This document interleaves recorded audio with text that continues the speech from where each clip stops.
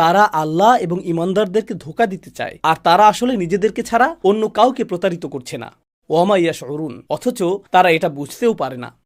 في قلوبهم مرض فزادهم الله مرضا তাদের হৃদয়ে একটি রোগ রয়েছে, তাদের হৃদয়ে একটি ব্যাধি রয়েছে, فزادهم الله مرضا আর আল্লাহ সেই রোগ আরো বাড়িয়ে দিয়েছেন। এখন আমি আপনাদের উদ্দেশ্যে কিছু প্রশ্ন করছি। প্রথমত, তারা আল্লাহ এবং ঈমানদারদের বোকা বানানোর চেষ্টা করছে, কিন্তু তারা শুধু নিজেদেরকেই বোকা বানাচ্ছে, কিন্তু তারা কেবল নিজেদেরকেই প্রতারিত করছে। প্রশ্ন হলো, তারা কিভাবে তাদেরকে প্রতারিত করছে? আল্লাহ তা বলেননি, তিনি শুধু বলেছেন তারা তাদের প্রতারিত করার চেষ্টা করছে, কিন্তু কিভাবে এই প্রশ্নের উত্তর দেননি, তাই না?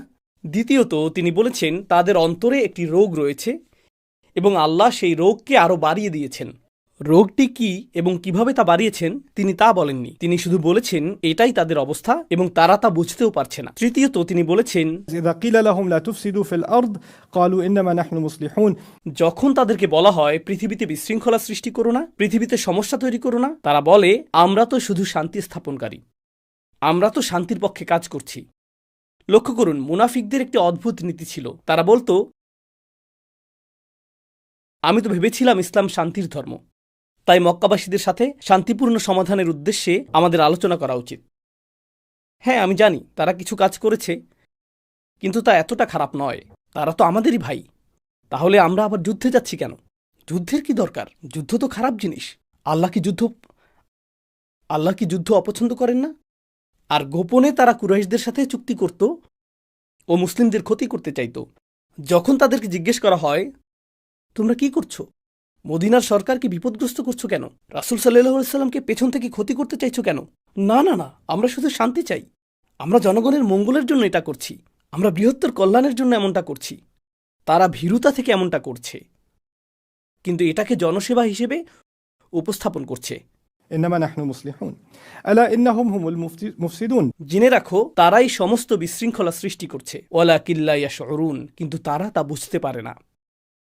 وإذا قيل لهم آمنوا كما آمن الناس যখন তাদেরকে বলা হয় ঈমান আনো, যেভাবে মানুষ ঈমান এনেছে, অর্থাৎ মুনাফিকদের যখন জিজ্ঞেস করা হয় তোমাদের ইসলাম বা ঈমান কেন সেসব লোকদের মতো নয় যারা আন্তরিকভাবে বিশ্বাস করে, নবীজির অনুসরণ করে, তাকে সন্দেহ করে না, এটাই হলো ঈমানের প্রকৃত রূপ। তোমরা ঈমানের দাবি করো কিন্তু তাদের মতো আচরণ করো না, কেন তোমরা তোমাদের সামনে উপস্থিত এই আদর্শ মানুষগুলোর মতো হতে পারছো না? তারা ঈমানে তোমাদের চেয়ে এগিয়ে, তাদের মতো হও।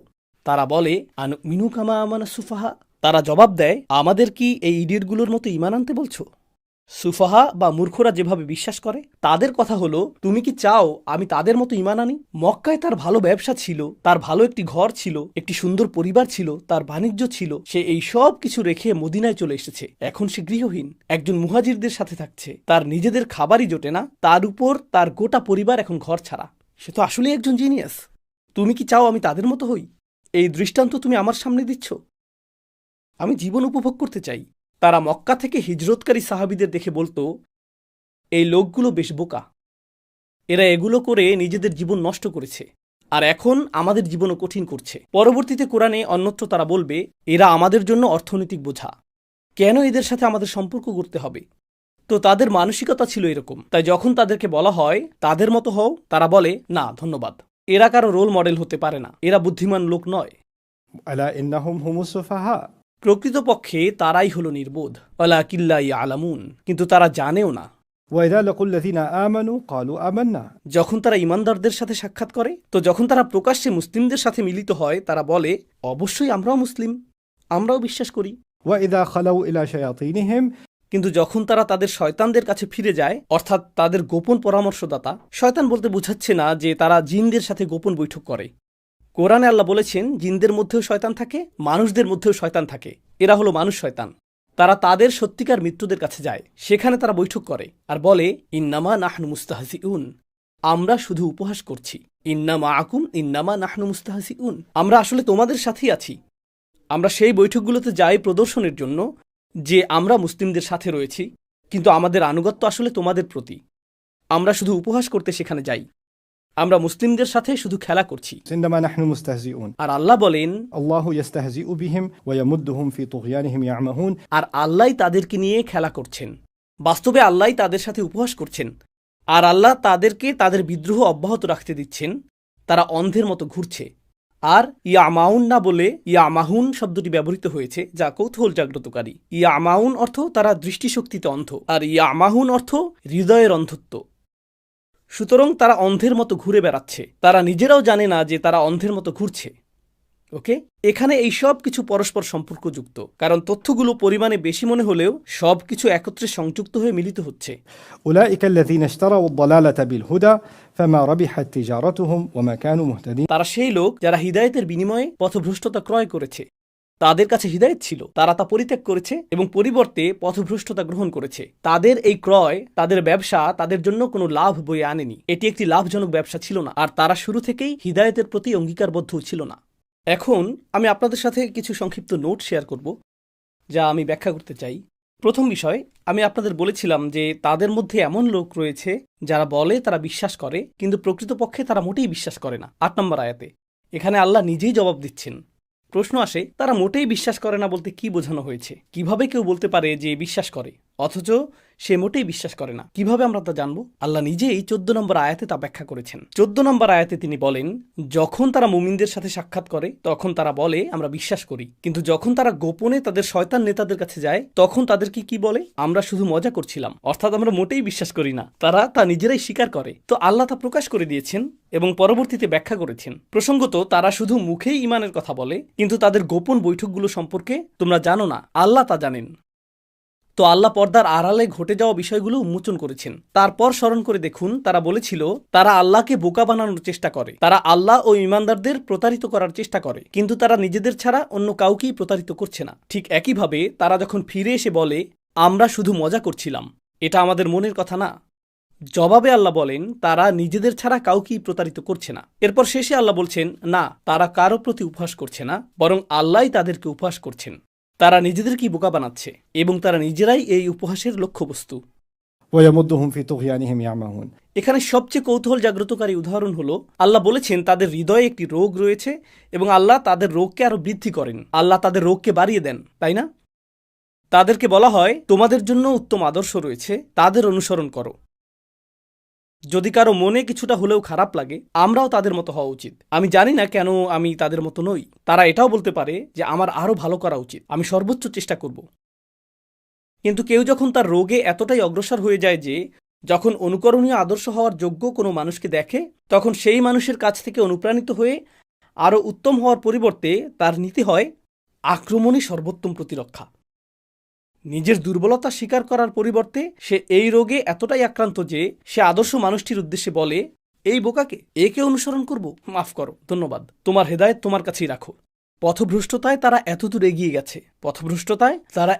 এগিয়ে গেছে। এখন এটি বেশ খারাপ। বর্ণিত এই অবস্থা বেশ খারাপ। উপমার প্রসঙ্গে যাওয়ার আগে আমি চাই আপনারা দুটি গুরুত্বপূর্ণ বিষয় উপলব্ধি করুন।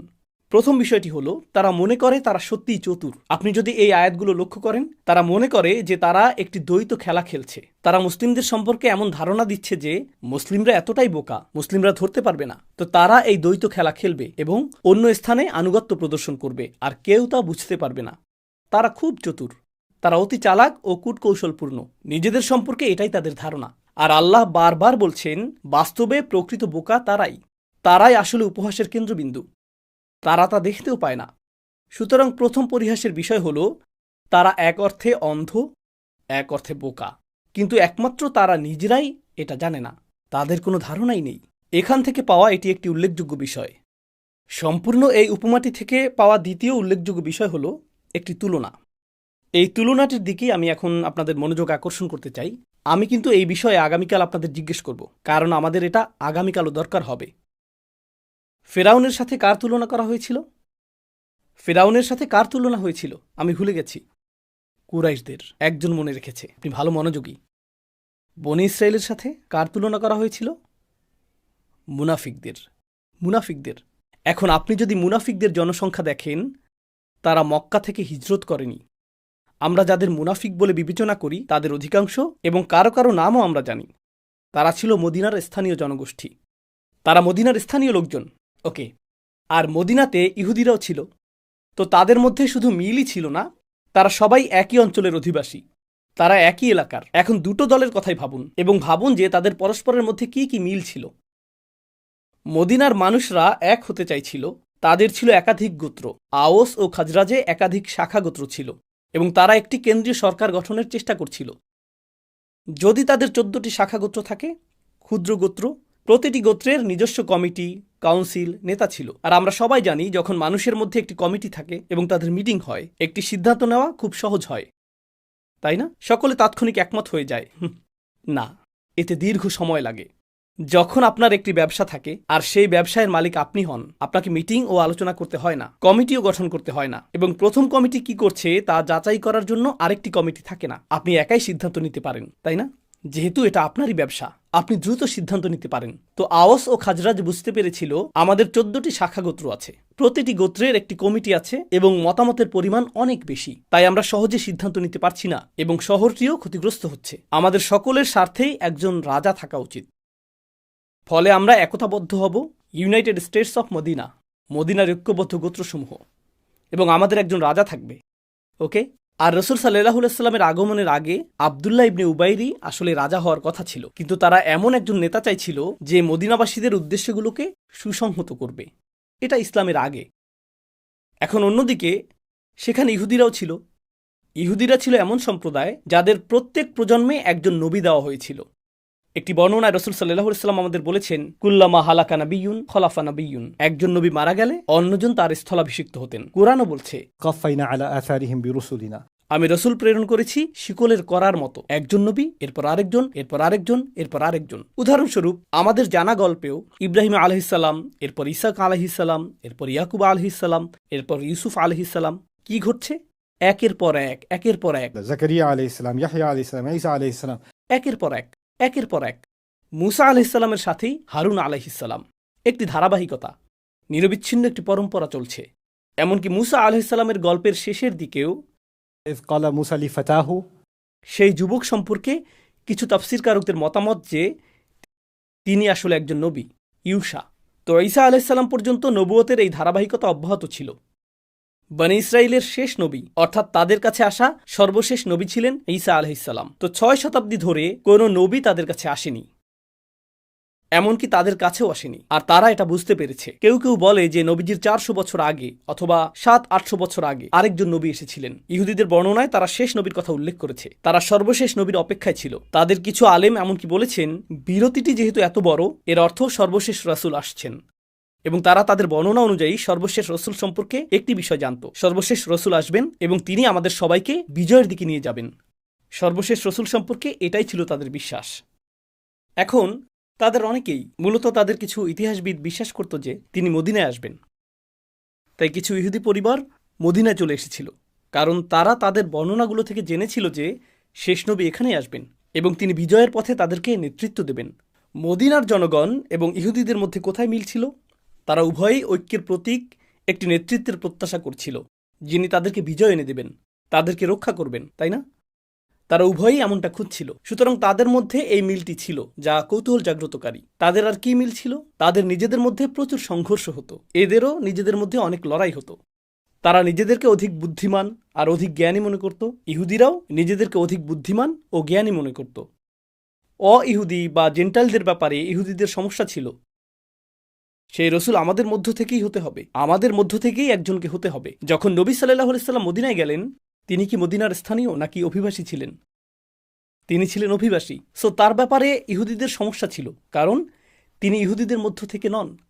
আর তার ব্যাপারে মদিনার রাজনীতিবিদদেরও সমস্যা ছিল, কারণ তিনি মদিনার জন্মগত বাসিন্দা বা কোনো গোত্রের সদস্য নন। কিভাবে আমরা মক্কার একজন বিদেশিকে আমাদের সরকার প্রধান বানাবো? আর তার মন্ত্রিসভার সবাই তো মক্কার মানুষ। হঠাৎ এসব কি শুরু হলো? সুতরাং এক অর্থে রাসূল সাল্লাল্লাহু আলাইহি ওয়াসাল্লামকে নিয়ে তাদের সমস্যা উভয় পক্ষের জন্যই অত্যন্ত সাদৃশ্যপূর্ণ, উভয় পক্ষের জন্যই একই ধরনের সমস্যা। তো আল্লাহ যখন এই আয়াতে মুনাফিকদের বর্ণনা করছেন, তখন এক অর্থে মুনাফিকদের উদ্দেশ্যে কথা বলার সময় ইহুদি সম্প্রদায়ের দিকেও ইঙ্গিত করা হচ্ছে। কারণ যখন আমরা সূরা বাকারায় ইহুদিদের বর্ণনা পাঠ করব, তখন দেখবেন نؤمن بما أنزل علينا ويكفرون بما وراءه। তারা বলে আমাদের প্রতি যা নাজিল হয়েছে তাতে আমরা বিশ্বাস করি। আর আল্লাহ বলছেন না, তারা অবিশ্বাস করে। তারা বলে আমরা বিশ্বাস করি। মুনাফিকরা কি বলে? আমরা বিশ্বাস করি। আল্লাহ বলেছেন অমা হুম বিমুমিনিন, তারা মোটেও বিশ্বাসী নয়।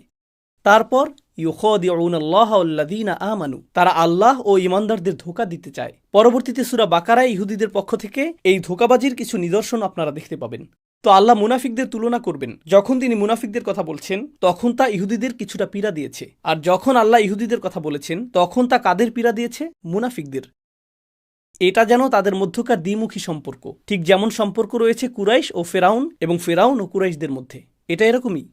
এখন আল্লাহ একটি উপমা প্রদান করতে চলেছেন এবং এই উপমাটি বিস্ময়করভাবে উভয়কে আঘাত করবে। তো এখন উপমার প্রথম অংশটি দেখা যাক। মাসালুহুম, তাদের উপমা হলো كمثل الذي استوقد نارا সেই ব্যক্তির উপমার মতো যে আগুন জ্বালানোর চেষ্টা করছে। মাসাল শব্দটি সম্পর্কে আমি শুধু একটি মন্তব্য করব। ইবনে আশুর রাহমাহুল্লাহ তার তাফসিরে বলেছেন, খুবই চমৎকারভাবে তিনি বলেছেন, মাসাল আরবদের মাঝে সচরাচর ব্যবহৃত ধারণা না, যতক্ষণ না এমন চিত্র অঙ্কন করা হতো যা ছিল অভূতপূর্ব। এরকমটা তারা সচরাচর করতো না, আর একবার ব্যবহার করলে তা স্থায়ী বাক্যে পরিণত হতো, স্থায়ী বাক্যাংশের মতো। তখন এর মাঝে তারা শব্দগত পরিবর্তনও আনত না। বাংলা ভাষায় আমরা এটাকে বলি প্রবাদ প্রবচন। প্রবাদগুলো অপরিবর্তিত থাকে, আপনি এর শব্দমালা পরিবর্তন করেন না, যেমন আছে তেমনই রাখেন, তাই না? তো মাসাল শব্দটি এমন কিছু বোঝাতে ব্যবহৃত হতো যা এত শক্তিশালী যে তারা জানতো যে এটি বারবার প্রতিধ্বনিত হতে থাকবে, সুতরাং যে কেউ মাসাল তৈরি করতে পারত না। এটি আসলে هي مقولة عند العرب আর এজন্যই তাদের বিখ্যাত উক্তিগুলো মাসাল নামে পরিচিত, সেগুলো আমসাল নামে পরিচিত। কিন্তু আল্লাহ মাসাল শব্দটি ব্যবহার করেছেন আর তারপর কা ব্যবহার করেছেন। মাসালুহুম কামাসালিল্লাযী ইসতাওকাদা নারা, এই কা যা সাধারণত শুধু তুলনার মাধ্যম, এর অর্থ অনুরূপ। এই দুটির সমন্বয় ইঙ্গিত করে আল্লাহ একটি পরিস্থিতির সাথে আরেকটি পরিস্থিতির তুলনা করেছেন। কোনো ব্যক্তির সাথে ব্যক্তির তুলনার পরিবর্তে, জিনিসের সাথে জিনিসের তুলনার পরিবর্তে তিনি মূলত একটি পরিস্থিতির সাথে আরেকটি পরিস্থিতির তুলনা করেছেন। এখন এখানেই তাফসীরটির চমৎকারিত্ব প্রকাশিত হচ্ছে। মুনাফিকদের এই অবস্থা বোঝানোর জন্য, একটি ধারণা দেওয়ার জন্য আল্লাহ বলেছেন এটা এমন একটি অবস্থার উপমা যেন কেউ আগুন জ্বালানোর চেষ্টা করছে। কেউ আগুন জ্বালানোর চেষ্টা করছে। এখন কে আগুন জ্বালানোর চেষ্টা করে? এমন ব্যক্তি যে মরুভূমিতে ভ্রমণ করছে, ঠান্ডায় জমে যাচ্ছে, সে রয়েছে ঊষর প্রান্তরে, তাই না? তারপর সে কিছু কাঠ জড়ো করে, কিছু পাথর নিয়ে চেষ্টা করে স্ফুলিঙ্গ তৈরি করতে, যাতে আগুন জ্বালাতে পারে। আপনি আগুন জ্বালানোর চেষ্টা করেন না যখন অট্টালিকায় বসবাস করেন, যদি শখের বশে তা না করেন। সভ্যতার মধ্যে বসবাস করলে আপনি আগুন জ্বালানোর চেষ্টা করেন না। অনর্থক কেউ রাস্তার মাঝখানে আগুন জ্বালানোর চেষ্টা করে না। এমন কিছু দেখলে পুলিশ ডাকুন, তাই না? আগুন জ্বালানোর ধারণাটি হলো আপনাকে ঊষর প্রান্তরের মাঝখানে থাকতে হবে আগুন জ্বালানোর জন্য। এখান থেকে আমরা একটা বিষয় জানতে পারলাম, আরবরা উন্নত সভ্যতার ধারক ছিল না, তারা ছিল মরুবাসী।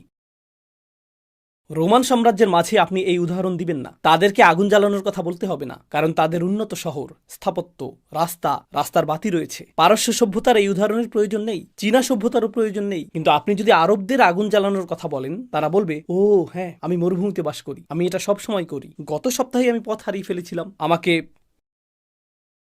তারা এর সাথে পরিচিত, তাই না? আমাদের জন্য উদাহরণটি জ্বালানি তেলের উদ্দেশ্যে কারো পেট্রোল পাম্পে যাওয়ার মতো। ওহ, এই ভোগান্তির কথা আমি বুঝি। আরবরা এর সাথে সরাসরি পরিচিত। আমি আপনাদের বলেছি এখানে উপমার দুটি আঘাত রয়েছে। একটি আঘাত করেছে ইহুদিদের এবং এটা আঘাত করছে মুনাফিকদের। আগুন জ্বালানোর চেষ্টার সাথে ইহুদিদের বিশেষ সম্পর্ক রয়েছে, আর তা হলো মুসা আলাইহিসসালামের ঘটনা। যখন তিনি মরুভূমিতে ভ্রমণ করছিলেন, তার পরিবার তখন ঠান্ডায় কাঁপছিল এবং অন্ধকার হয়ে এসেছিল। তিনি আগুন জ্বালানোর চেষ্টা করলেন কিন্তু পারলেন না। তখন তিনি দূরে আগুন দেখতে পেলেন, তো চিন্তার একটি ক্ষেত্র তৈরি হলো, ও আগুন জ্বালানো, এখানে কি বলা হচ্ছে?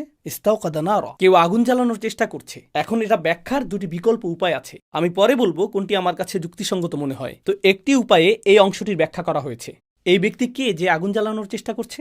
আল্লাযী ইস্তাওকাদা নারা, এক ব্যক্তি আগুন জ্বালানোর চেষ্টা করছে। এর একটি ব্যাখ্যা হলো আল্লাহ ইহুদিদের কথা বলছেন, যারা 600 বছর ধরে কোনো নবী দেখেনি, আর তারা শেষ নবীকে খুঁজে বের করার জন্য কঠিন চেষ্টা করছে, যিনি তাদের নেতৃত্ব দেবেন। সুতরাং তাদেরকে তুলনা করা হয়েছে এমন ব্যক্তির সাথে যে আগুন জ্বালানোর চেষ্টা করছে, কারণ অন্ধকারে একবার যদি সে আগুন খুঁজে পায়, তখন সে জানবে কোথায় যেতে হবে, কিভাবে আত্মরক্ষা করতে হবে। অবশেষে তার সমস্যার সমাধান হবে, আর তাকে ঠান্ডায় জমে যেতে হবে না। তার সকল সমস্যার কারণ হলো তার কাছে আগুন নেই। ঠিক যেমন ইহুদিরা ভাবছিল যে আমাদের সকল সমস্যার কারণ হলো আমাদের নেতা নেই, শেষ নবী এখনো আসেননি। অন্যদিকে মদিনার লোকেরাও কি নেতা খুঁজছিল না? আর প্রসঙ্গক্রমে আপনার কাছে যখন আগুন থাকে, আপনি কি পথ দেখান না? কল্পনা করুন একদল মানুষ গোটা পরিবার সহ সেখানে রয়েছে, তারা ঠান্ডায় কাঁপছে, আর আপনার কাছে যদি আলো না থাকে আপনি তো সমস্যায় পড়বেনই, তাই না? তো একবার আলো পেলে আপনি সবাইকে নেতৃত্ব দিতে পারবেন। সুতরাং যে আগুন জ্বালায় সে তাদের নেতৃত্ব দিতে পারে। তো উভয় পক্ষই আগুন জ্বালানোর চেষ্টা করছে। উপমাটি বোঝার জন্য এটি একটি উপায়। এই উপমাটি বোঝার আরেকটি উপায় হল স্বয়ং রসুল সাল্লাল্লাহু সাল্লামকে বিবেচনা করা। কোরআন অবতীর্ণ হওয়ার আগে তিনি মক্কা শহরের সাথে সম্পৃক্ত ছিলেন এবং মানুষের কল্যাণে গভীরভাবে নিবেদিত ছিলেন, কিন্তু তবুও এটি তাকে হতাশ করছিল। এক পর্যায়ে তিনি শহর থেকে দূরে গুহায় দীর্ঘ সময় কাটাতে লাগলেন। আর আপনাদের মধ্যে যারা উমরা বা হজ করেছেন এবং সেই পাহাড়ে ওঠার সুযোগ পেয়েছেন যেখানে তিনি সময় কাটাতেন, শুধু ভাবুন সেখানে উঠতে কত পরিশ্রমের প্রয়োজন। এখন সেখানে সিঁড়ি রয়েছে, তখন তো কোনো সিঁড়িও ছিল না। সেখানে উঠতে এবং কয়েকদিন সেখানে থাকতে কী পরিমাণ শারীরিক পরিশ্রমের প্রয়োজন। আর তার স্ত্রী তার জন্য খাবার নিয়ে আসতেন। স্ত্রী হিসেবেও তিনি কত চমৎকার, রাদিয়াল্লাহু আনহা। আপনি উপরতলায় রয়েছেন আর বললেন কানা লে আও, আর তিনি বললেন হ্যাঁ, নিজে এসে নিয়ে যাও, রান্নাঘর নিচে। তিনি পাহাড়ে তার জন্য খাবার নিয়ে যেতেন, আবার নিচে আসতেন। তারা ছিলেন বিশেষ মানুষ। যাই হোক, তিনি গুহার উপরে ধ্যানমগ্ন, ভাবছেন ভাবছেন ভাবছেন। তিনি কি ভাবছেন? সিরাত বিশেষজ্ঞদের মধ্যে তিনি কি ভাবছিলেন এই বিষয়ে বিভিন্ন তথ্য রয়েছে। আমার কাছে যে মতটি যুক্তিসঙ্গত মনে হয়েছে তা হলো তিনি ভাবছিলেন এই সকল বিশৃঙ্খলার সমাধান কি। যেমন আমি গরিবদের সাহায্য করতে চেষ্টা করছি কিন্তু দারিদ্র্য বেড়েই চলছে। আমি অত্যাচারিত মানুষদের সাহায্য করতে চাই কিন্তু অত্যাচার আরও বাড়ছে।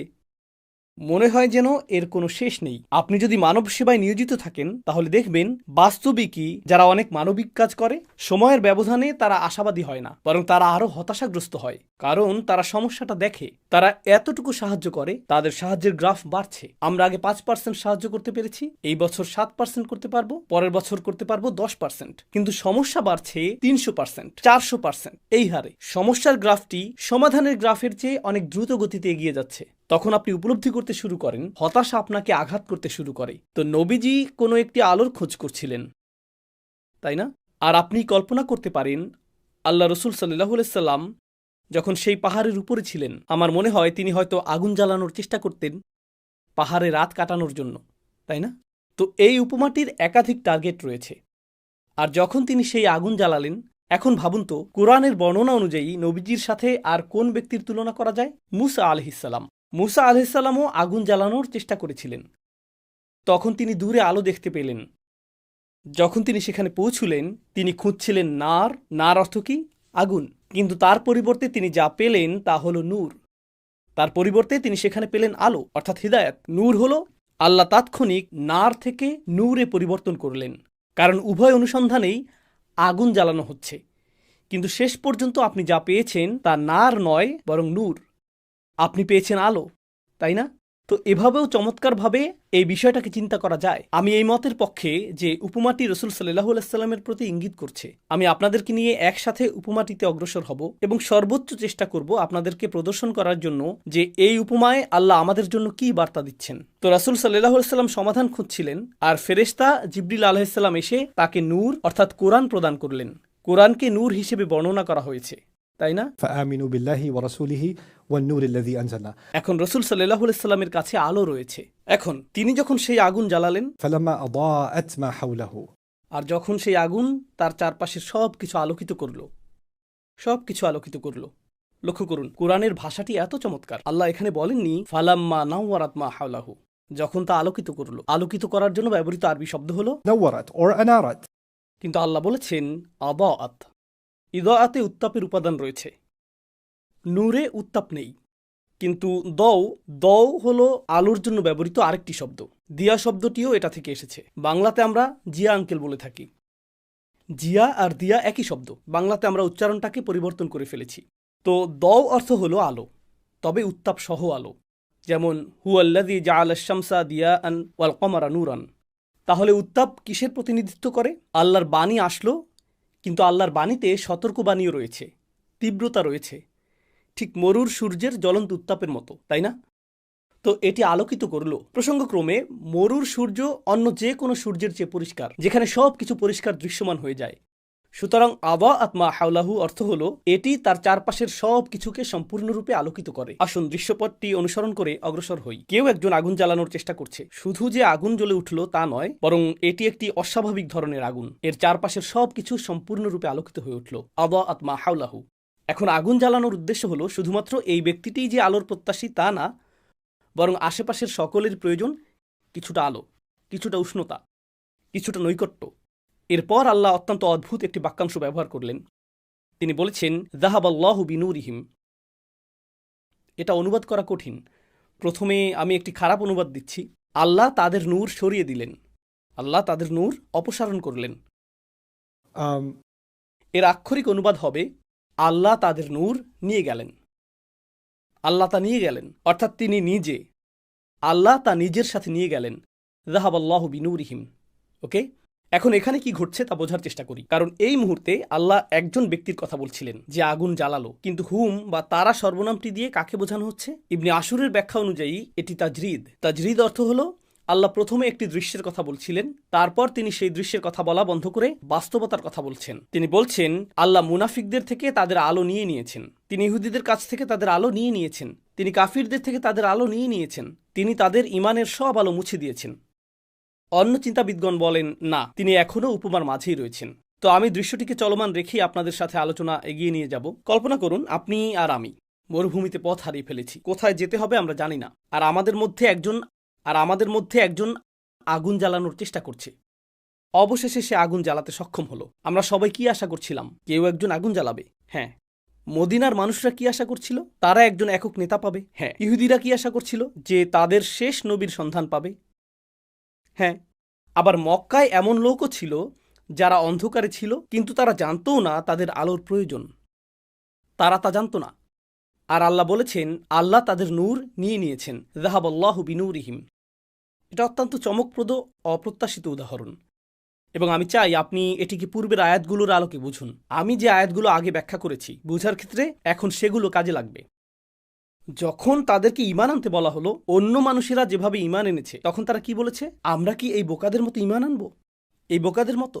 অন্য কথায় তাদেরকে বলা হলো নবীজির কাছাকাছি থাকো, আর রসুল সাল্লাল্লাহু আলাইহি সাল্লামের সঙ্গী সাহাবীদের কাছাকাছি থাকো, যারা রসুল সাল্লাল্লাহু আলাইহি সাল্লামের কাছ থেকে শিখছেন, যারা নৈকট্যপ্রাপ্ত, যারা সেই আলোর কাছাকাছি যা ঈমানের উষ্ণতা ছড়ায়।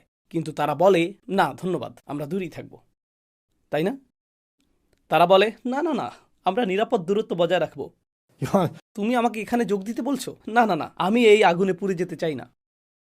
আমি দূর থেকেই ভালো আছি, আমি এখান থেকেই দেখতে পাচ্ছি। না ধন্যবাদ, দূরে থাকাই যথেষ্ট। আর যারা সেখানে আছে তারা কাছাকাছি গিয়ে বলে হ্যাঁ হ্যাঁ, আমরাও এখানে রয়েছি। তারাই আবার ফিরে গিয়ে বলে আমরা আসলে এটাকে সিরিয়াসলি নেইনি। তো তারা এর কাছাকাছিও আসতে চায় না। আর যদি তারা আসেও শুধুমাত্র লোক দেখানোর জন্যই আসে, তাই না? উপমাটিতে রয়েছে আল্লাহ তাদের আলো কেড়ে নিয়েছেন। এর দ্বারা আসলে কি বোঝাচ্ছে? তারা সেই স্থানেই ছিল, আল্লাহ শুধু আলোটি নিয়ে গেলেন। আল্লাহ সেই আলোটি নিয়ে গেলেন, কিন্তু বাস্তবে কি ঘটছে? রাসূল সাল্লাল্লাহু আলাইহি সাল্লাম সেখানেই, তাদের মধ্যেই রয়েছেন, সাহাবীগণ তাদের মধ্যেই রয়েছেন। কে সেখান থেকে চলে যাচ্ছে? তারা। আল্লাহ বলতে পারতেন অবশেষে যখন আলো আসলো তারা চলে গেল, তাই না? কারণ তারাই তো দূরে সরে যাচ্ছে। কিন্তু আল্লাহ তা বলেননি। আল্লাহ বলেছেন আল্লাহই তাদের আলো কেড়ে নিয়েছেন। বিষয়টা আপনি কিভাবে বুঝবেন? আপনি যদি আগের আয়াতগুলো লক্ষ্য করেন তাহলে দেখবেন যখনই আল্লাহ কোনো প্রতিক্রিয়ার কথা বলেন তারা আল্লাহকে নিয়ে উপহাস করে। মূলত আল্লাহই তাদের নিয়ে উপহাস করছেন। তারা আল্লাহকে বোকা বানানোর চেষ্টা করে, কিন্তু প্রকৃতপক্ষে তারা নিজেদেরকেই বোকা বানাচ্ছে। আয়াতগুলোতে বারবার দেখতে পাবেন তারা কিছু করে আর আল্লাহ তার জবাবে কিছু করেন, তারা কিছু করে আর আল্লাহ তার জবাবে কিছু করেন। কিভাবে আল্লাহ তাদের আলো কেড়ে নিলেন? তাদেরকে ক্রমাগত দূরে সরে যেতে দিয়ে। এভাবেই আল্লাহ তাদের আলো কেড়ে নিলেন। এমন নয় যে আল্লাহ আলো নিয়ে চলে গেছেন, আলো এখনও রয়েছে। মজার বিষয় হলো আরবি ভাষায় যাহাবুন নূর, আলো চলে যাওয়া বলতে অন্ধত্বকেও বোঝানো হয়। এক্ষেত্রে একটি উদাহরণ দিচ্ছি। আরে ভাই, শীঘ্রই সে আলো জ্বালাবে, এখানে আরো উজ্জ্বল হয়ে উঠবে, বেশ ভয়ঙ্কর অবস্থা। আর যে মুহূর্তে আলো জ্বলে উঠে আপনি অন্ধ হয়ে যান। এখন পরিহাসের বিষয় হলো বাইরে অত্যন্ত উজ্জ্বল, সেই উজ্জ্বলতা থেকে একমাত্র সেই ব্যক্তি উপকৃত হতে পারে না যে অন্ধ, অথবা যে নিজের চোখকে বেঁধে রাখার সিদ্ধান্ত নিয়েছে। আল্লাহ একটি খুবই দুঃখজনক বাস্তবতা বর্ণনা করেছেন। তুমি রসুল সাল্লাল্লাহু আলাইহি সাল্লামের সাহচর্যে রয়েছ, তুমি সেই সাহচর্যে রয়েছ, আর আল্লাহ তোমাকে সেই আসরে নিয়ে এসেছেন। আল্লাহ রসুল সাল্লাহ সাল্লামকে মক্কায় এনেছেন, আল্লাহ রসুল সাল্লাহ সাল্লামকে মদিনায় এনেছেন, যাতে তুমি তার নিকটবর্তী হতে পারো। বাকি মানবজাতির তুলনায় তুমি আলোর অধিক নিকটবর্তী। এই আলো তোমারই পাবার কথা ছিল। মদিনার প্রতিটি ব্যক্তির, মক্কার প্রতিটি ব্যক্তির এই আলো তাদেরই পাওয়ার কথা ছিল। এটি ছিল তাদের জন্য আল্লাহর একটি বিশেষ উপহার, যা আল্লাহ রোমানদের দেননি, যা আল্লাহ পারস্যবাসীদের দেননি, যা আল্লাহ কাউকেই দেননি, কিন্তু আল্লাহ তাদেরকে দিয়েছিলেন। আর বিষয়টা আশ্চর্যজনক যে তারাই এটা থেকে অন্ধ হয়ে গেল, তারাই এর থেকে উপকৃত হতে পারল না। নূরিহিম বাক্যাংশ, তিনি এর যে কোনোটি ব্যবহার করতে পারতেন। তিনি বলেছেন ذهب الله بنورهم তাদের নূর, অর্থাৎ আলোটি তাদের জন্যই সেখানে ছিল, এটি তাদের জন্যই ছিল, কিন্তু যখন তারা এর কদর করল না, তা কেড়ে নেওয়া হলো। তাই এই তুলনাটি উপলব্ধি করুন। আপনি যদি আপনার চোখ কালো কাপড়ে বেঁধে রাখেন এবং 6 মাস ধরে তা আবদ্ধ রাখেন, এর মাঝে খুললেন না, যখন আপনি চোখ খুলবেন কি ঘটবে? আপনি অন্ধ হয়ে যাবেন। যদি আপনার পা আপনি বেঁধে রাখেন, সব সময় বিছানায় শুয়ে থাকবেন, পা শক্ত করে বেঁধে রাখবেন, রক্ত চলাচল বন্ধ, আর 6 মাস ধরে এভাবেই শুয়ে থাকলেন, তারপর কি আপনি দাঁড়াতে সক্ষম হবেন? না। আল্লাহ একটি ফিতরা সৃষ্টি করেছেন। আল্লাহ পৃথিবীতে আপনাকে একটি সামর্থ্য দিয়েছেন। আল্লাহ আপনাকে একটি সামর্থ্য দিয়েছেন। আল্লাহ আমাকে একটি সামর্থ্য দিয়েছেন। যদি আমরা সেই সামর্থ্য ব্যবহার করতে অস্বীকার করি, যদি আমরা তা ব্যবহার করতে অস্বীকার করি, আপনি তা হারিয়ে ফেলবেন। আল্লাহ তাদেরকে সামর্থ্য দিয়েছেন আলো দেখার, তার উষ্ণতা অনুভব করার, তার নিকটবর্তী হওয়ার। যখন তারা বারংবার তা অস্বীকার করল, আল্লাহ কি করলেন? আল্লাহ সেই আলোর কদর করার সামর্থ্য তাদের থেকে কেড়ে নিলেন। আল্লাহ সেই আলো থেকে তাদেরকে অন্ধ করে দিলেন। তাই তারা রসুল সাল্লাহ সাল্লামের ঠিক পাশেই বসে থাকতে পারে, কিন্তু তাদের হৃদয় দেখতে পায় না যে এটি আল্লাহর রসুল। তারা স্বয়ং রসুল্লাহ সাল্লাহ সাল্লামের কণ্ঠে কুরআন শুনতে পারে, সাল্লাল্লাহু আলাইহি ওয়াসাল্লাম, আর তা তাদেরকে মোটেও প্রভাবিত করে না, কারণ এখন তারা সম্পূর্ণ অন্ধ। তারা বারংবার নিজেদেরকে তা থেকে বঞ্চিত করেছে।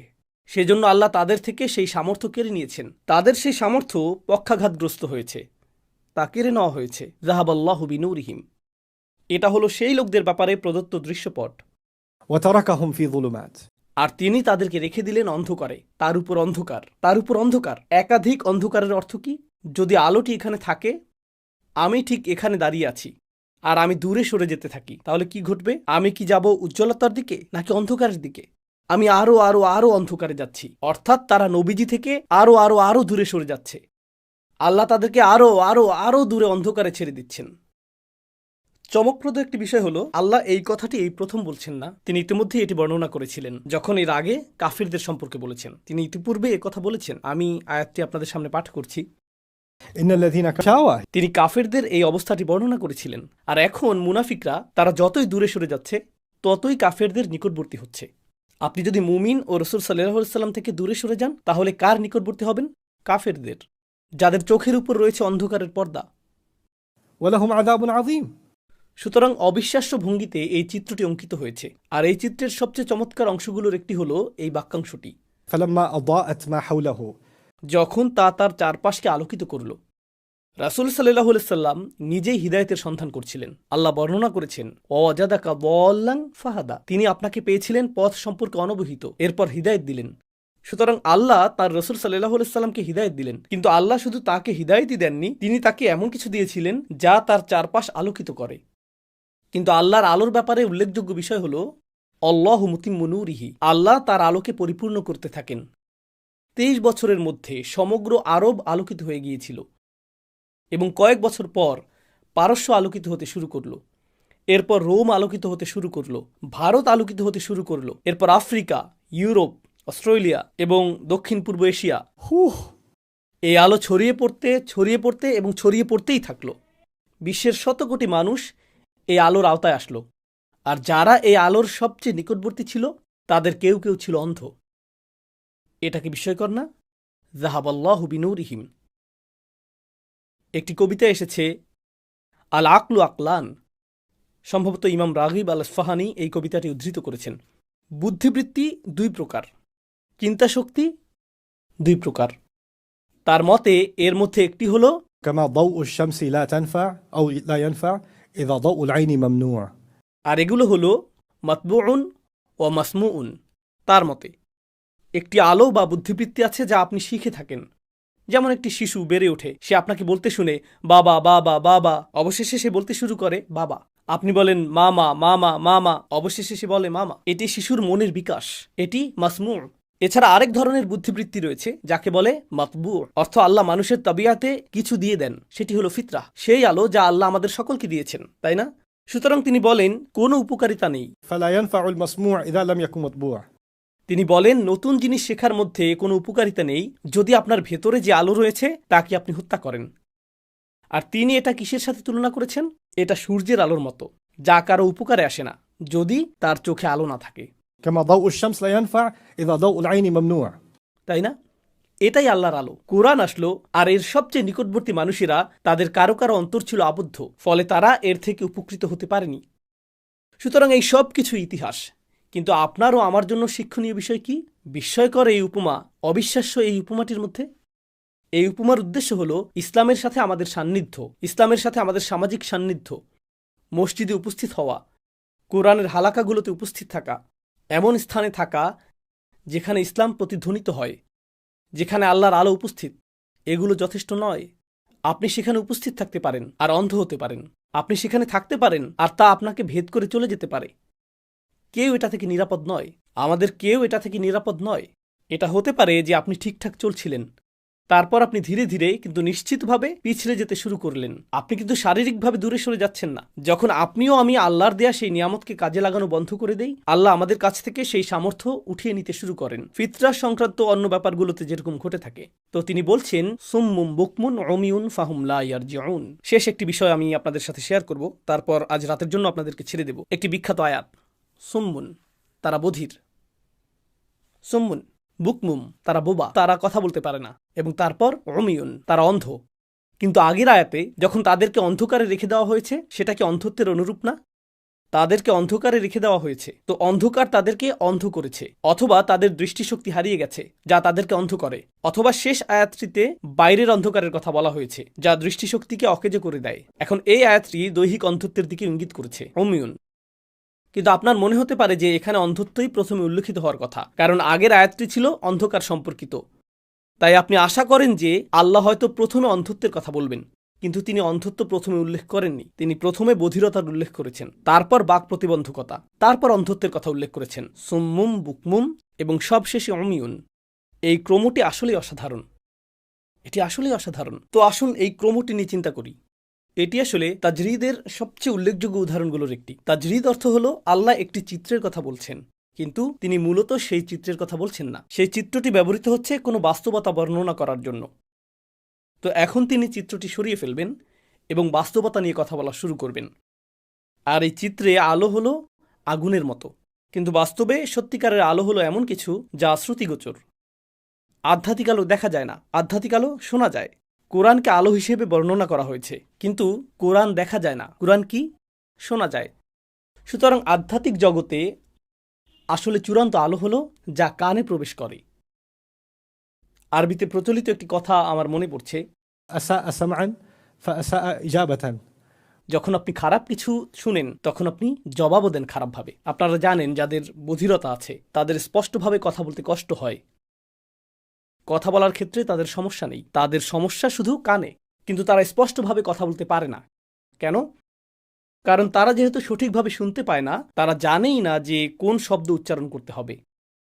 সুতরাং তারা কখনো শিখতেই পারে না সঠিকভাবে শব্দ উচ্চারণ কিভাবে করতে হয়। যখন আপনি কোনো বধির ব্যক্তিকে কথা বলতে শোনেন, আপনি ভাবেন তার কি কথা বলারও সমস্যা আছে? না, আসলে শোনার সমস্যাই কথা বলার সমস্যায় পরিণত হয়েছে। তাই আল্লাহ উল্লেখ করেছেন সুম্মুম, আর এরপরে তিনি উল্লেখ করেছেন বুকমুম, তাদের কথা বলার অক্ষমতা, তাই না? আর আধ্যাত্মিক অর্থে তারা আল্লাহর বাণী গ্রহণ করেনি, আর যেহেতু তারা আল্লাহর বাণী গ্রহণ করেনি, ফলে তারা সঠিকভাবে এর জবাব দেয়নি। আমরা এই বাক্যাংশটির আরেকটু গভীরে যাব। আল্লাহর বাণী না শোনা এটা প্রথম অপরাধ। একথা বোঝা সবচেয়ে সহজ। আল্লাহ বলেন তাদের মতো হইও না যারা শোনে, ওয়াহুম লা ইয়াসমাউন, তারা বলে আমরা শুনি, কিন্তু আসলে তারা শুনে না, তাই না? ওয়াহুম লা ইয়াসমাউন। তো এটা একটা সমস্যা। কিন্তু দ্বিতীয় আরও গুরুতর সমস্যা হলো, সমাজে সবসময় বিদ্যমান থাকবে ইনফ্লুয়েন্সার এবং অনুসারী। এখানে যারা তরুণ, আমি যখন ইনফ্লুয়েন্সার এবং অনুসারীদের কথা বললাম, সাথে সাথে তোমাদের মাথায় ইনস্টাগ্রাম, টিকটক ইত্যাদি চলে এসেছে, তাই না? কিন্তু এই প্রযুক্তির আগেও পৃথিবীতে সবসময়ই ইনফ্লুয়েন্সার এবং অনুসারী ছিল। ইনফ্লুয়েন্সার ছিল রেডিওতে, ইনফ্লুয়েন্সার ছিল স্থানীয় মন্দিরে, ইনফ্লুয়েন্সার ছিল গ্রামে, ইনফ্লুয়েন্সার ছিল পরিবারে। সমগ্র মানব ইতিহাসে সবসময় ইনফ্লুয়েন্সার এবং অনুসারী ছিল। এখন কেবল ইনফ্লুয়েন্সার হওয়া সহজতর হয়ে গিয়েছে। আর আপনি যদি নির্বোধ মানুষদের ইনফ্লুয়েন্স করেন, তাহলে আপনি বিশ্বব্যাপী অনেক নির্বোধ অনুসারী জোগাড় করতে পারবেন। সুতরাং বিশ্বব্যাপী আপনি সব মূর্খ মানুষকে একত্রে সংযুক্ত করতে পারবেন এবং সম্মিলিতভাবে তাদের ইনফ্লুয়েন্সার হতে পারবেন, তাই না? আপনি যদি বুদ্ধিমান হন, আপনি অন্য বুদ্ধিমান মানুষদেরকে আপনার অধীনে জড়ো করতে পারবেন, আর আপনি বুদ্ধিমান মানুষদের ইনফ্লুয়েন্সার হতে পারবেন, তাই না? সুতরাং এই প্রবণতা সব সময়ই ছিল। প্রযুক্তি শুধু একটি অনুঘটক মাত্র। প্রযুক্তি এটাকে কেবল দ্রুততর এবং বহুগুণে শক্তিশালী করে তুলেছে, কিন্তু মূল বিষয়টি সবসময়ই বিদ্যমান ছিল। এখন কোরআন প্রায়ই ইনফ্লুয়েন্সারদের কথা বলেছে। আমি আবার বলছি, কোরআন প্রায়ই ইনফ্লুয়েন্সারদের কথা বলেছে। কেন? কারণ ইনফ্লুয়েন্সাররা সাধারণত একটি বিশাল সমস্যা তৈরি করে। কারণ ইনফ্লুয়েন্সাররা প্রচুর পরিমাণে কাকে প্রভাবিত করে? অনুসারীদের। তো মাক্কি কোরআনে আল্লাহ মিলিয়নিয়ারদের কথা বলেছেন, তিনি রাজনীতিবিদদের কথা বলেছেন, তিনি সমাজের নেতাদের কথা বলেছেন। কেন? কারণ অন্য সবাই তাদের মতো হতে চায়। সবাই কামনা করে তাদের যদি একই রকম ঘোড়া থাকতো, তাদের যদি একই রকম উট থাকতো, তাদের যদি একই রকম প্রাসাদ থাকতো, তাদের যদি একই রকম পোশাক থাকতো। অন্য সবাই ইনফ্লুয়েন্সারদের মতো পোশাক পরছে, অন্য সবাই ইনফ্লুয়েন্সারদের মতো যানবাহনে চড়তে চায়, সবাই ইনফ্লুয়েন্সারদের মতো এলাকায় থাকতে চায়, সবাই ইনফ্লুয়েন্সারদের মতো হতে চায়। হাজার হাজার বছর আগেও এমনটা ঘটত। এ যুগে কি এমনটা ঘটে? সবাই কোনো না কোনোভাবে ইনফ্লুয়েন্সারদের অনুকরণ করতে চায়। একজন সেলিব্রিটি এক ধরনের টি শার্ট পরিধান করে, তখন টি শার্টের বিক্রি বেড়ে যায়। একজন সেলিব্রিটি এক ধরনের পানীয় তুলে নিয়ে পান করে, তখন সেই পানীয়ের বিক্রি বেড়ে যায়। সেলিব্রিটি অনুমোদন। সেলিব্রিটি বলল, আমি এই রেস্তোরাঁটি অথবা সেই রেস্তোরাঁটি পছন্দ করি, ব্যাস সবাই অনুসরণ শুরু করলো, সবাই যাওয়া শুরু করলো। আর কোম্পানিগুলোও তাদের পণ্যের বিজ্ঞাপন বাবদ এই সকল ইনফ্লুয়েন্সারদের বড় অঙ্কের টাকা দেয়, তাই না? তাই কোরআন ইনফ্লুয়েন্সারদের বিরুদ্ধে কথা বলছে। কিন্তু কোরআন কখনো কখনো অনুসারীদের বিরুদ্ধেও বলেছে, অনুসারীদের বিরুদ্ধেও বলেছে। এখন এখানে এই আয়াতে এটি এক অর্থে উভয়ের বিরুদ্ধেই বলেছে। ইনফ্লুয়েন্সাররা শুনতে অস্বীকার করেছিল, তারা শুনতে অস্বীকার করেছিল। তারা আলোর সবচেয়ে কাছাকাছি, সেজন্য তাদের সবচেয়ে বেশি সুযোগ রয়েছে উপলব্ধি করার এবং গ্রহণ করার, কিন্তু তারা তা চায় না। আর যখন তারা তা চায় না, তাদের অনুসারীরা কি করে? অমুক যদি এটা না চায়, আমিও তা চাই না। এটা যদি কল্যাণকর হতো, আমার প্রিয় ইনফ্লুয়েন্সার এটা পছন্দ করত। যেহেতু সে এটা শুনতে চায় না, আমিও শুনতে চাই না। এটা কি এ যুগে ঘটে? হ্যাঁ। আপনি যখন নিজের মস্তিষ্ক ইনফ্লুয়েন্সারের হাতে তুলে দেন এবং তার কাছে সমর্পণ করেন, আমার জন্য আপনি চিন্তা করুন স্যার, আমার জন্য আপনি চিন্তা করুন, তখন সে যা মেনে নেয় আপনিও তা মেনে নেন। সে যা প্রত্যাখ্যান করে আপনিও তা প্রত্যাখ্যান করেন। তো আপনি শুনতে অস্বীকার করার সিদ্ধান্ত নেন কারণ সেলিব্রিটি বলেছে, অমুক বলছে, তাই আমি এটা শুনব না। এখন প্রসঙ্গক্রমে ইনফ্লুয়েন্সাররা বর্তমান সময়ে কখনো কখনো কোরআনের কিছু কথা শুনে এবং তারা এটার সাথে একমত হয়। ও মাই গড, এটা সম্পূর্ণরূপে সত্য। এ কথা যদি বলি, আমি নিশ্চিত যে আমি আর ইনফ্লুয়েন্সার থাকতে পারবো না, কারণ আমার অধিকাংশ অনুসারীরা এটা অনুসরণ করবে না। তাই হয় আমি যা বিশ্বাস করি তা বলতে হবে, না হয় আমার অনুসারীদের ধরে রাখতে হবে, তাই না? তো তারা কি করে? তারা কি কথা বলে নাকি চুপ থাকে? এমনটা কি বর্তমানে ঘটে যে এরকম ইনফ্লুয়েন্সার রয়েছে যে জানে যে কিছু বিষয়ে তার সোচ্চার হওয়া উচিত, যেমন গণহত্যা, কিন্তু সে যদি কথা বলে, সে হয়তো তার অনুমোদন হারাতে পারে, সে হয়তো কন্ট্রাক্ট হারাতে পারে, সে তার পরবর্তী নেটফ্লিক্স সিরিজ বা এই জাতীয় কিছু হারাতে পারে। তাহলে কি করাই উত্তম? চুপ থাকা, প্রসঙ্গ পরিবর্তন করা, এই বিষয়ে কথা না বলা। এটা নিয়ে কথা বলো না। হেই, আপনি কিছু বললেন না কেন? কি বলবো? আপনি কি বলছেন? আমি বুঝতে পারছি না আপনি কিসের কথা বলছেন। জানেন এরা কি? বুকমুন, বোবা। তারা শুনতে চায় না, আবার তারা কিছু বলতেও চায় না, কারণ তারা জানে তারা ইনফ্লুয়েন্সার। তারা যদি মুখ খুলে, অন্যরা তা শুনবে, আর তারপর তারা তাদের সকল অনুসারী হারাবে। প্রসঙ্গক্রমে আপনি যদি কোরআন মানেন, তাহলে আপনাকে মানতে হবে যে আপনার নিজের ইনফ্লুয়েন্স অর্থহীন। আপনি শুধুমাত্র আল্লাহ ও তার রসুল সাল্লাল্লাহু আলাইহি সাল্লামের কাছ থেকে ইনফ্লুয়েন্স গ্রহণ করবেন। তাই আপনি আর নেতা হতে আগ্রহী না, আপনি এখন অনুসারী হতে আগ্রহী। আপনি সেই জীবনটা ত্যাগ করতে চলেছেন, কিন্তু রঙিন সেই জীবনটা ছেড়ে আসা বেশ কঠিন। তাই আপনি সত্যিই কি মনে করছেন, সেই বিষয়ে কথা না বলাই আপনার কাছে উত্তম। সেজন্য আপনি চুপ থাকেন। আর অন্যদিকে রয়েছে অনুসারীরা এমন, কোরআন যা বলেছে আমি তা আসলেই পছন্দ করি, কিন্তু আমি তো এই সেলিব্রিটির অনুসারী। আমি যদি কোরআনের পথে চলি, আমার সকল বন্ধুরা যারা নিজেরাও অনুসারী, তারা আমাকে ঘৃণা করবে, তারা আমাকে ক্লাব থেকে বের করে দেবে। আমি কোরআনের সাথে একমত হতে পারবো না, আমি এর বাণীগুলোর সাথে একমত হতে পারবো না। তাহলে আমার গোটা সামাজিক গ্রুপটি আমাকে ত্যাগ করবে। তারা আমার মেম্বারশিপ ব্যাজ কেড়ে নেবে, তারা আমাকে ব্লক করে দিবে, আমার কমেন্টে কেউ লাইক রিয়েক্ট দিবে না, আমি যদি কোরআনের সাথে একমত হই এই সব কিছু শেষ হয়ে যাবে, পরিণাম অনেক ভয়াবহ। তাই আমি বুকমুন থাকব, আমি বুকমুন, আবকাম থাকব, আমি চুপ থাকব, আমি কিছু বলবো না। আর তারপর রয়েছে অমিউন, অন্ধ, আমি শুধু ভান করব যে আমি এটা দেখিনি, আমি চিন্তা করতে চাই না। অমিউন শব্দটি রূপক অর্থেও প্রযোজ্য, শুধুমাত্র দৈহিক অন্ধত্বই না, কোনো কিছুর অস্তিত্ব জানা সত্ত্বেও আপনি এটাকে না দেখার চেষ্টা করছেন। আমি তো কিছু দেখিনি।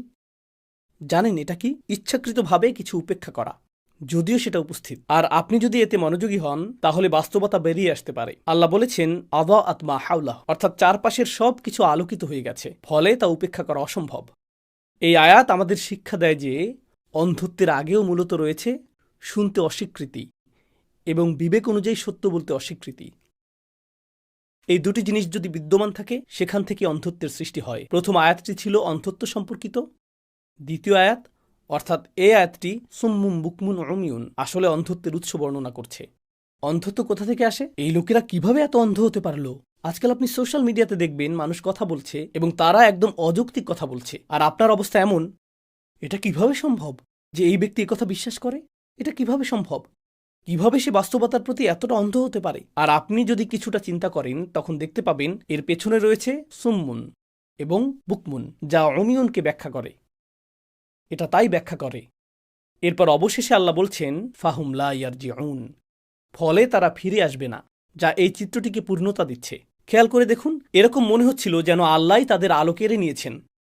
আল্লাহ যদি প্রকৃতই তাদের আলো কেড়েই নিতেন তাহলে আয়াতটি এভাবে শেষ হতো, আল্লাহ আর আলো ফিরিয়ে আনবেন না।